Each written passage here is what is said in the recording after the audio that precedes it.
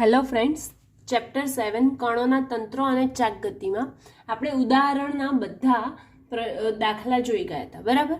હવે સ્વાધ્યાય પર આવીએ તો સ્વાધ્યાયમાં પહેલો પ્રશ્ન એવો છે કે એક સમાન દળ ઘનતા ધરાવતા ગોળા, નળાકાર, રિંગ અને સમઘનના આ દરેક પદાર્થના દ્રવ્યમાન કેન્દ્રનું સ્થાન જણાવો.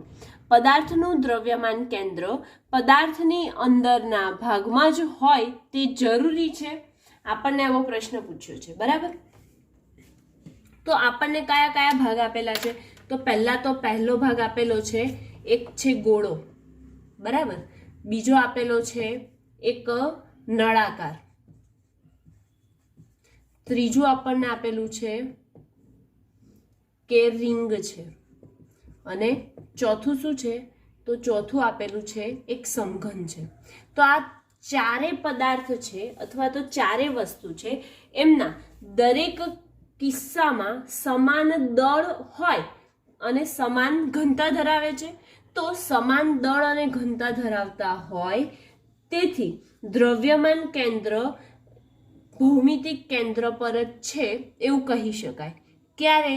જ્યારે સમાન દળ અને ઘનતા ધરાવતા હોય ત્યારે તેમનું દ્રવ્યમાન કેન્દ્ર છે એ ભૌમિતિક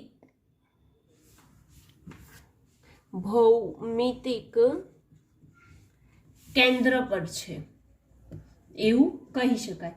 તો આના પરથી પદાર્થનું દ્રવ્યમાન કેન્દ્ર પદાર્થની અંદર જ હોય તેવું જરૂરી નથી. પદાર્થનું દ્રવ્યમાન કેન્દ્ર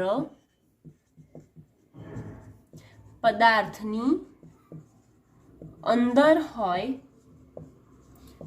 તેવું જરૂરી નથી. તે પદાર્થની બહાર પણ ક્યાં હોઈ શકે છે? પદાર્થની બહાર પણ હોઈ શકે. ઓકે. અને આ ક્વેશ્ચન અહીંયા કમ્પ્લીટ થાય છે. સ્વાધ્યાયનો બીજો પ્રશ્ન 7.2 છે. શું કહે છે?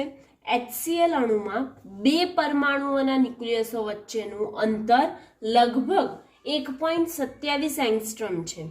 ક્લોરીન અણુ એ હાઇડ્રોજન પરમાણુથી લગભગ 35.5 ગણો દળદાર છે અને આ અણુનું લગભગ તમામ દળ તેના ન્યુક્લિયસમાં કેન્દ્રિત છે તેમ આપેલું છે.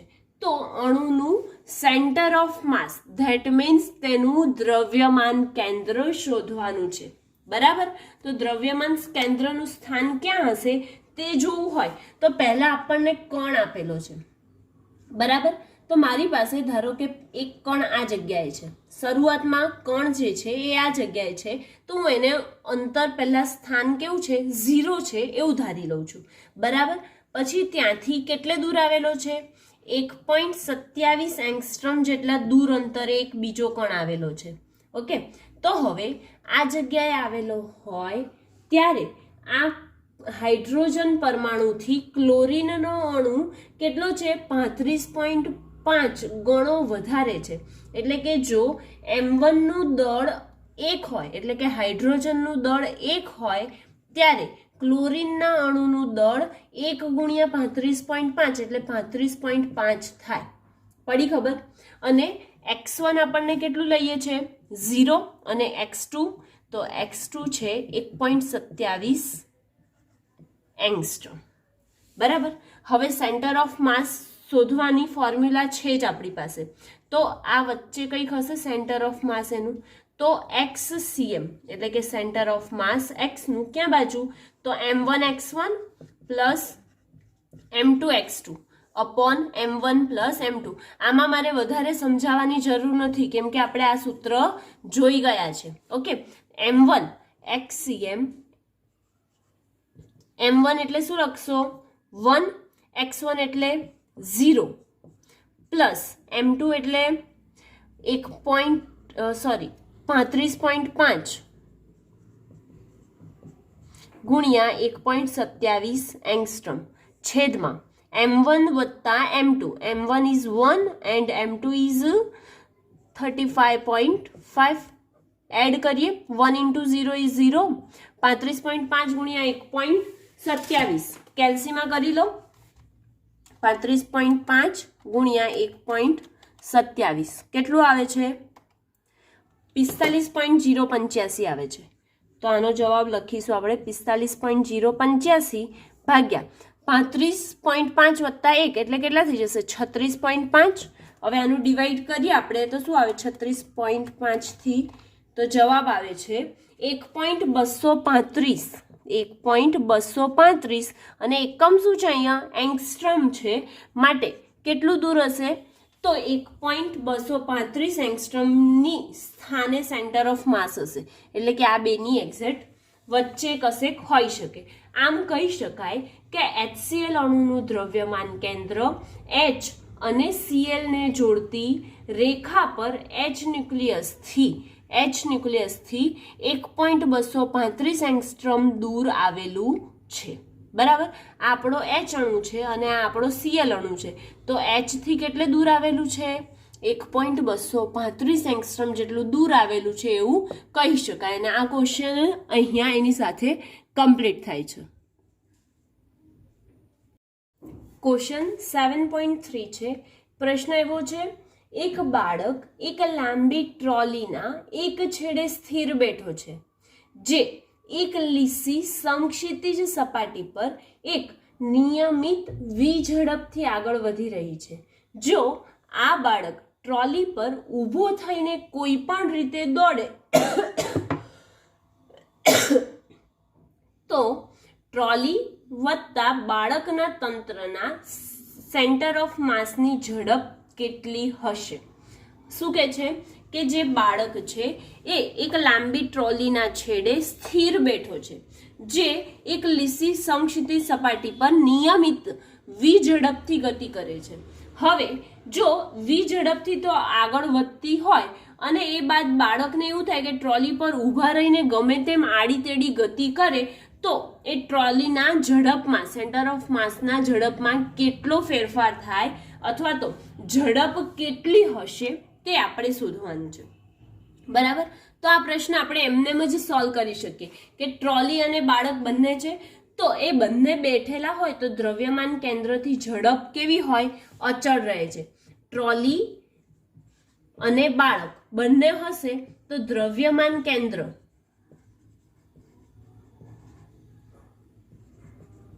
આ તંત્રના દ્રવ્યમાન કેન્દ્રની ઝડપ અચળ હશે.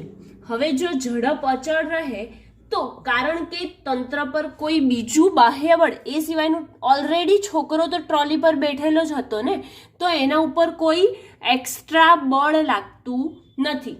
ઓકે, તો એક્સ્ટ્રા બળ લાગતું નથી, માટે ટ્રોલી પર બાળક દોડે, કૂદે, ઊંઘે, કંઈ પણ કરે તો એના ઉપર એટલા સમાયેલા બળો તેના તંત્રના આંતરિક બળો જ છે, માટે એના ઉપર કોઈ અસર થતી નથી એવું કહી શકાય. બરાબર, તો ટ્રોલી વત્તા બાળક એ તંત્રમાં દ્રવ્યમાન કેન્દ્રની ઝડપ અચળ રહે છે. કેમ અચળ રહે છે?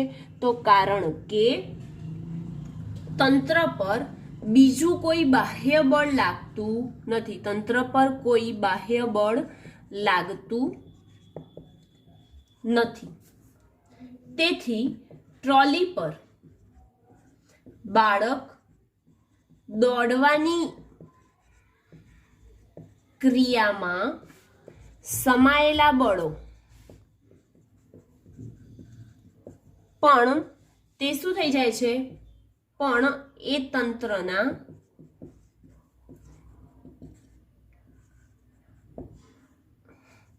આંતરિક બળો છે, માટે એના ઉપર કોઈ અસર નહીં થાય. ઓકે, એટલે એની સાથે આ ક્વેશ્ચન અહીંયા કમ્પ્લીટ થાય છે. ફ્રેન્ડ્સ, હવે સ્વાધ્યાયનો 7.4 એટલે કે ચોથો પ્રશ્ન છે, દર્શાવો કે સદિશો એ અને બી થી બનેલ ત્રિકોણનું ક્ષેત્રફળ એ ક્રોસ બી ના મૂલ્યથી અડધું હોય છે. બરાબર, તો અહીંયા આપણે આકૃતિમાં એક ત્રિકોણ દર્શાવ્યો છે, જે ત્રિકોણ OAB છે. એટલે કે OAB છે, પરંતુ આપણે O થી A ને આપણે શું નામ આપીએ છીએ? સદિશ બી. અને ઓ થી ઓ બી છે એને સદિશ એ નામ આપીએ છીએ. ઓકે, તો ત્રિકોણ OAB માં આપણે કહી શકીએ કે ત્રિકોણ OAB માં સદિશ OA બરાબર શું છે? સદિશ બી છે. જ્યારે સદિશ OB બરાબર શું થાય છે? સદિશ એ થાય છે. ઓકે, તો આપણે સદિશ એ લખ્યું. હવે આના ઉપરથી જોઈ શકીએ કે અહીંયા એક ખૂણો બનાવે, એ બેની વચ્ચે આ બંને જે બને છે શું? સદિશ એ અને સદિશ બી. ધારો કે બે સદિશો છે, એમની વચ્ચે કોઈ ખૂણો બને છે. શું ખૂણો બને છે? ખૂણો AOB બરાબર થીટા છે. અને જો આના ઉપરથી હું એક પ્રક્ષેપ દોરું, કોના પરથી? એના શીર્ષમાંથી હું કોઈક પ્રક્ષેપ દોરું, સદિશ બીના શીર્ષમાંથી પ્રક્ષેપ દોરું, અને એ જે લંબ આવે છે કોના પર? OB સદિશ પર, તેની ઊંચાઈ કેટલી લઉં છું? ધારો કે તેની ઊંચાઈ h છે, માટે AC બરાબર h લીધું. ઓકે, હવે જો આમને હું જોડી દઉં તો ત્રિકોણ ACO પરથી આમને જોડી દઈએ તો ત્રિકોણ ACO પરથી શું લખી શકાય કે એ સાઇન થીટા બરાબર શું થશે? થીટાની સામેની બાજુ છેદમાં કર્ણ. તો થીટાની સામેની બાજુ શું છે? AC, અને કર્ણ શું થઈ જશે? OA થઈ જશે, માટે OA. તેથી સાઇન થીટા બરાબર આપણે લખી શકીશું AC ની જગ્યાએ H અને OA ની જગ્યાએ B. બરાબર. તો હવે સાઇન થીટા બરાબર H ના છેદમાં B આવ્યું આપણું. તો B ને સામે લઈ લઈએ તો H ની કિંમત આપણને કેટલી મળે? B સાઇન થીટા મળે. માટે H બરાબર આપણે શું લખી શકીએ? અહીંયા B સાઇન થીટા પણ લખી શકીએ. હવે આપણો આ ત્રિકોણ OAB મળે છે, એમાં એક પાયો છે અને આ વેધ છે. બરાબર ને? આપણે સૂત્ર ભણી ગયા છે, પાયો ગુણ્યા વેધ. તો એના ઉપરથી કરીએ કે ત્રિકોણ OAB નું ક્ષેત્રફળ આપણે શું દર્શાવવાનું છે કે A ક્રોસ B ના મૂલ્યથી એનું ક્ષેત્રફળ અડધું થાય, માટે ક્ષેત્રફળ લેવું પડશે. તો ક્ષેત્રફળ OAB નું ક્ષેત્રફળ બરાબર 1/2 પાયો એટલે શું થઈ જશે? OB. એટલે આપણે અહીં લખીશું OB. અને વેધ એટલે લંબાઈ AC લખો, અથવા તો H પણ લખી શકીએ ને, આપણે H શોધી દીધું છે માટે H પણ લખી શકીએ. તો અહીંયા હું H લખું છું. હવે OB એટલે આપણે શું લખ્યું છે? A લખ્યું છે, તેથી 1/2 ઇન્ટુ OB ની જગ્યાએ A ઇન્ટુ H ની જગ્યાએ શું લખીશું? B સાઇન થીટા, એટલે કે B સદિશ અને સાઇન થીટા. અને જો એની દિશા બતાવીએ છે માટે એકમ સદિશ n લખ્યો. તો OAB નું ક્ષેત્રફળ શું આવ્યું? 1/2 ઇન્ટુ સદિશ A ઇન્ટુ સદિશ B સાઇન થીટા અને એનો એકમ સદિશ. હવે આના ઉપરથી આપણે લખી શકીએ કે સદિશ S બરાબર 1/2. હવે સાઇન થીટાની નિશાની કાઢી. મેં તમને પહેલા જ સમજાવ્યું છે કે જો તમે લોકો ડોટ પ્રોડક્ટ કરતા હોય તો શું આવે છે? કોસ થીટા આવે. પણ ક્રોસ પ્રોડક્ટ કરો ત્યારે શું આવે છે? સાઇન થીટા આવે છે. આ વસ્તુ આપણે સમજી ગયા છે. માટે અહીંયા સાઇન થીટા છે એટલે આપણે પેલા જે A અને B છે એમની વચ્ચે બનતા ખૂણા હોય તો એમને શેમાં દર્શાવી શકીએ? તેમના ક્રોસ પ્રોડક્ટમાં દર્શાવી શકીએ. તો 1/2 સદિશ A ક્રોસ સદિશ B. સાઇન થીટાની જગ્યાએ શું લખ્યું? સદિશ A ક્રોસ સદિશ B. અને એનો એકમ સદિશ શું છે? n છે, માટે n. અને જો માત્ર તેનું મૂલ્ય આપણે અહીંયા કીધું છે કે તેનું મૂલ્ય અડધું થાય છે કોનાથી? A ક્રોસ B થી. તો હવે ખાલી મૂલ્ય બતાવીએ તો A ક્રોસ B અને ડિવાઈડ બાય 1/2 તો છે જ ઓલરેડી, એટલે 2. તો અહીંયા આના પરથી ખબર પડે છે કે A ક્રોસ B નું મૂલ્ય અડધું થાય છે. ત્રિકોણના ક્ષેત્રફળ એ A ક્રોસ B ના મૂલ્યથી અડધું હોય છે. ઓકે, અને એની સાથે આ ક્વેશ્ચન અહીંયા કમ્પ્લીટ થાય છે. સ્વાધ્યાયનો 7.5 એટલે કે 5મો પ્રશ્ન છે. દર્શાવો કે સદિશો A dot B cross C, શું કે છે, A dot B cross C એ ત્રણ સદિશો એ બી અને સી થી બનતા સમાંતર બાજુ ચતુષ્ફલકના કદના મૂલ્ય બરાબર હોય છે. કોના મૂલ્ય બરાબર? કે સમાંતર બાજુ ચતુષ્ફલ જે ડ્રો કર્યું છે એનું કદ હોય એના મૂલ્ય બરાબર એ થવું જોઈએ એવું કે છે. ઓકે, આવું આપણે સાબિત કરવાનું છે. તો સૌથી પહેલા શું કરી શકીએ કે આ જેનું મૂલ્ય છે એના બરાબર આપણે વી સાબિત કરવાનું છે. હવે આવું આવે છે કે નહીં એ જોઈએ. તો મેં અહીંયા એક આકૃતિ દોરી છે, એટલે કે સમાંતર બાજુ ચતુષ્ફલક ડ્રો કર્યો છે. એમાં ઉગમ બિંદુ ઓ થી અહીંયા ઓ એ જે ડ્રો કર્યું છે ત્યાં મારું શું છે, સદિશ બી છે. પછી ઓસી જે ડ્રો કર્યું છે ત્યાં શું છે, મારું સદિશ સી. અને જ્યાં ઓઈ ડ્રો કર્યું છે એ મારું શું છે, સદિશ એ છે. ઓકે, તો અહીંયા આપણે લખી કાઢીએ કે ચતુષ્ફલકમાં ધારો કે ઓ એ બરાબર સદિશ બી, ઓ સી બરાબર સદિશ સી છે અને ઓ ઈ બરાબર શું છે, સદિશ એ આપેલું છે આપણને. બરાબર. હવે જો બી અને સી એ સમાંતર બાજુ ચતુષ્કોણના ઓ એ બી સી ના સંલગ્નો છે. શું? સદિશ બી અને સદિશ સી એ સમાંતર બાજુ જે ચતુષ્કોણ ડ્રો કર્યો છે એના શું છે, સંલગ્ન છે. માટે આપણે લખી શકીએ કે બી, સદિશ બી અને સદિશ સી એ ચતુષ્કોણ ઓ એ બી સી ના સંલગ્ન બાજુ છે. તેથી ચતુષ્કોણ ઓ એ બી સી નું ક્ષેત્રફળ કેટલું થઈ જાય, એની લંબાઈ ગુણ્યા પહોળાઈ. બરાબર. તો લંબાઈ ગુણ્યા પહોળાઈ એટલે બી અને સી, તો બી ક્રોસ સી થાય ને, તો બી ક્રોસ સી થાય. શું? ઓ એ બી સી નું ક્ષેત્રફળ આપણે અહીં શોધી કાઢ્યું લંબાઈ ગુણ્યા પહોળાઈ પરથી. અહીં બી અને અહીં સી છે માટે લંબાઈ ગુણ્યા પહોળાઈ, સામસામેની બાજુ સરખી હોય તો બી ગુણ્યા સી થાય એનું ક્ષેત્રફળ. માટે સદિશ બી ક્રોસ સદિશ એ આપણે અહીંયા લખ્યું. હવે જો તેને દર્શાવવું હોય તો સદિશ એસ બરાબર સદિશ બી ક્રોસ સદિશ સી વડે દર્શાવી શકીએ. અને તેની દિશા દર્શાવવી હોય તો એની દિશા શું હશે કે એકમ સદિશ હશે. એકમ સદિશ એન ના સ્વરૂપે તેને દર્શાવી શકીએ છીએ.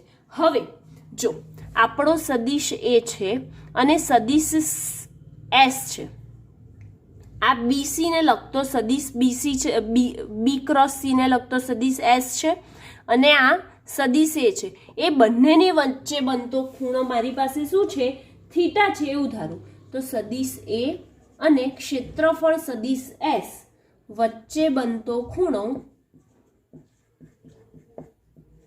ધારો કે થીટા છે.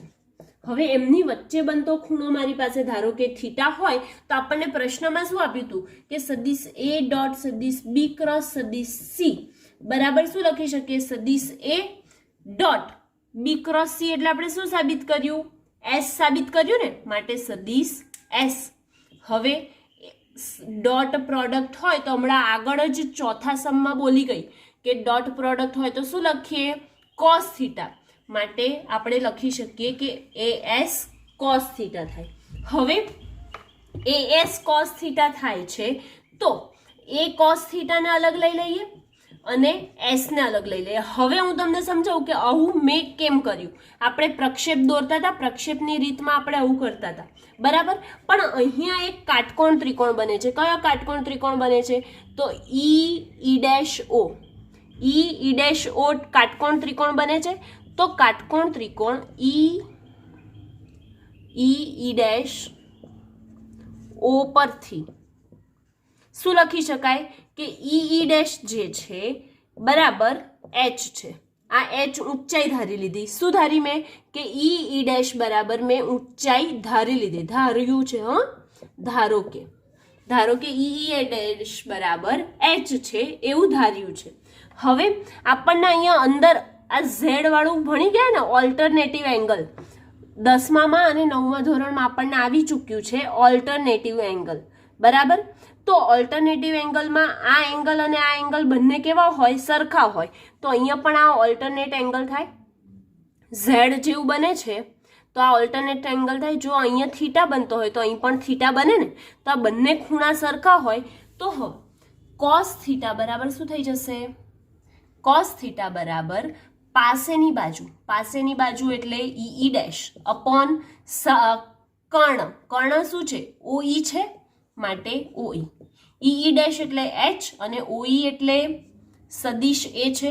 તો સદિશ એને સામે લઈ જાઉં તો એ કોસ થીટા બરાબર એચ લખી શકાય કે ના લખી શકાય? લખી શકાય. માટે મેં અહીંયા એ કોસ થીટાને જોડે લીધું એટલે કે એના પર દોરેલો પ્રક્ષેપ આપણને મળી જાય. અહીં છે ને ડ્રો કર્યો છે ને પ્રક્ષેપ માટે. તો એ કોસ થીટા બરાબર હું શું લખી શકીશ? H into S. ઓકે.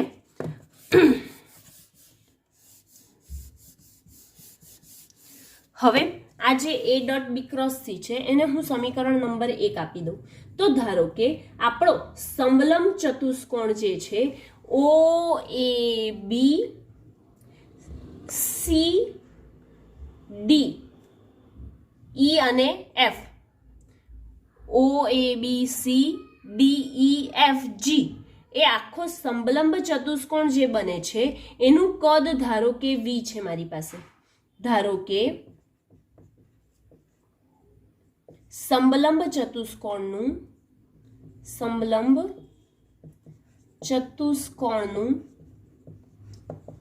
કદ વી છે. હવે મેં આનું કદ ધાર્યું તો કદ ધાર્યું એટલે શું થઈ જશે? વી બરાબર ચતુષ્કોણ ઓએબીસી નું ક્ષેત્રફળ વત્તા ઈ પરથી ઓએબીસી પર દોરેલો લંબ. ઈ પરથી ઓએબીસી પર દોરેલો પ્રક્ષેપ કે લંબ કંઈ પણ લખી શકો છો. ઓકે. ઓએબીસી પર દોરેલ લંબ. હવે વી બરાબર શું થઈ જશે? ઓએબીસી નું ક્ષેત્રફળ કેટલું આવ્યું આપણું? બી ક્રોસ સી આવ્યું. તો એની કિંમત મૂકો તો બી ક્રોસ સી, અથવા તો શું લખીએ છીએ? એસ લખીએ છીએ ને, લખ્યો ને અહીંયા. તો અથવા તો એસ, બી ક્રોસ સી લખીને એસ લખો અથવા તો ડાયરેક્ટ એસ લખો ગુણ્યા ઈ પરથી ઓએબીસી પર દોરેલો લંબ. એટલે લંબની ઊંચાઈ આપણે કેટલી ધારી હતી? એચ ધારી હતી. માટે અહીંયા શું લખીશ? S into H. હવે આને હું સમીકરણ નંબર 2 આપી દઉં.